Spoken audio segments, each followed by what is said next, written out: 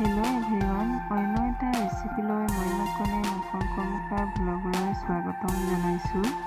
আজিৰ ৰেচিপিটো হ'ল ডালিমৰ জুচ।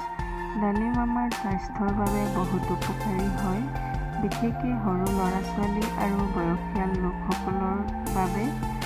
আহকচোন আমি ভিডিঅ'টো আৰম্ভ কৰোঁ। দুটা মিডিয়াম সাইজৰ ডালিম লৈ বাকলি গুচাই মই ভালদৰে চফা কৰি লৈছোঁ। এতিয়া মিক্সি জাৰ এটা লৈ লৈছোঁ। ইয়াতে দিছোঁ চফা কৰি লোৱা ডালিমখিনি, পানী দিছোঁ আধা কাপ আৰু লগতে দিছোঁ ক'লা নিমখ হাফ টিস্পুনতকৈও হাফ হ'ব। চেনি দিছোঁ 1 টেবুল স্পুন।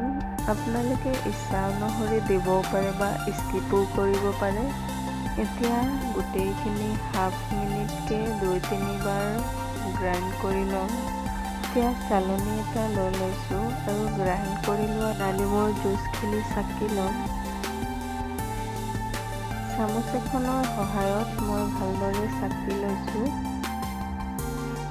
চাকনিত থকাখিনি আকৌ এবাৰ গ্ৰাইণ্ডাৰত দি পানী আধা কাপ দি গ্ৰাইণ্ড কৰি ল'ম। এতিয়া আকৌ এবাৰ ভালদৰে চাকি ল'ম। চাকি লোৱা হৈ গ'ল। ইয়াতে সৰু চাইজৰ গোল নেমু এটুকুৰা লৈ 2-3 টোপাল নেমু ৰস দি লৈছোঁ। গিলাচ এটা লৈ লৈছোঁ। ইয়াতে ডালিমৰ জুচখিনি বাকি লৈছোঁ। আমাৰ ডালিমৰ জুচ ৰেডি হৈ গ'ল খাবলৈ। প্ৰকৃতিয়ে আমাক ইমান ধুনীয়া এটা উপহাৰ দিছে। প্ৰকৃতিৰ মাজত বহি খোৱাৰ আমেজেই সুকীয়া।